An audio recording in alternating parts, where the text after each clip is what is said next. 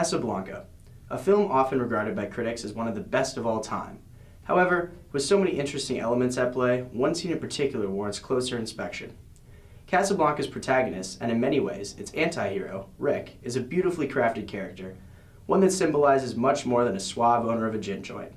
In this particular scene, Rick is found drinking heavily, reminiscing about his lost love, Ilsa, who just so happened to walk into his cafe earlier that day. As his old friend Sam tries desperately to comfort him, Rick cannot help but act downtrodden.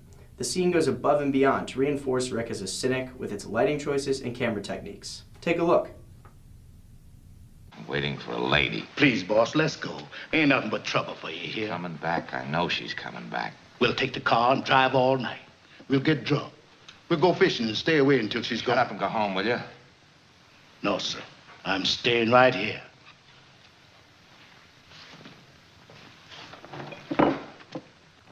I grab Ugarte, then she walks in. Well, that's the way it goes. One in, one out. Sam. Yes, boss. It's December 1941 in Casablanca. What time is it in New York? What?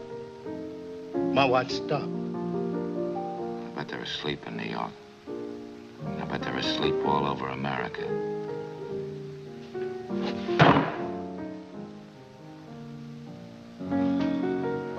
Of all the gin joints in all the towns in all the world, she walks into mine.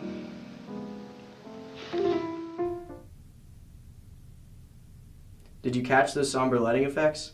One of the crucial aspects for the scene to function effectively is the low contrast lighting that also works to cast some very nice backlighting, a semi-silhouetting of sorts. Most viewers notice the lighting choices in this scene full of two shots, but it can be easy to miss the important connection between those choices and how, when paired with the dialogue, they convey a sense of cynicism from Rick. However, if you have seen Casablanca before, you're probably asking yourself why the film would incorporate a scene that works so hard to portray Rick as a cynic, when in fact, he acts in such a conflicting manner throughout the rest of the film. Truthfully, this scene serves as an anchoring point in Rick's narrative arc of being the faux cynic. We learn that when Ilsa left Rick back in Paris, he was truly heartbroken and made vulnerable. It is worth considering that Rick is by no means a real cynic, but is really just creating a veneer of cynicism to mask his vulnerability, and to avoid ever being hurt again. Here, see for yourself how this scene juxtaposes Rick's actions throughout the rest of the film. Boss is private stock. Because you won, I love you. Oh, shut up. All right, all right. For you, I shut up. Because you won, I love you. Oh, Monsieur Rick. Some Germans, boom, boom, boom, boom, gave his check. Is that right?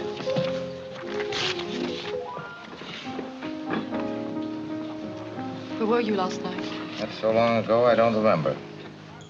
Will I see you tonight? I never make plans that far ahead. Give me another. Tasha, she's had enough. Don't listen to him, Sasha. Fill it up. He won, I love you. But he pays me. Rick, I'm sick and tired of getting Tasha, you... call a cab.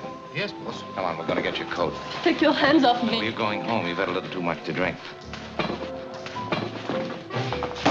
Hey, taxi. What do you think you are pushing me around? What a fool I was to fall for a man like So you. go with us, Sasha, and be sure she gets home. Yes, boss. And come right back. Yes. In this scene, Rick goes out of his way to help a disgruntled ex-lover get home safely when he notices that she has had too much to drink, and one of his bartenders may be flirting with her a bit too much as well. Now, why would a cynic go out of his way to do something like this? One moment. Tonight I'll be selling those for more money than even I have ever dreamed of. And then, adio, Casablanca.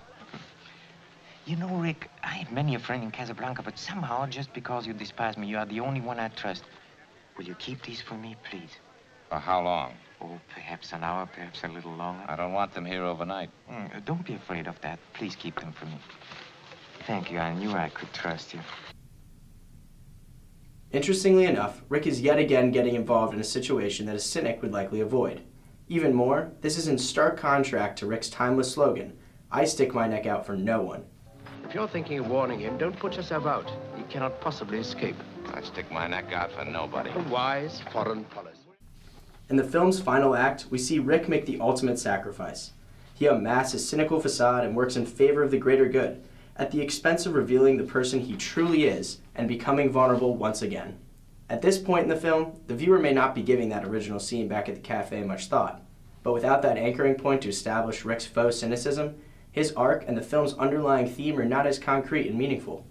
Without this carefully crafted juxtaposition of the faux cynic versus the compassionate man who remains true to himself, Michael Curtis's Casablanca would not convey such a strong and moving theme. Rick's character symbolizes a man who ultimately chooses self-sacrifice in order to do what is right in wartime.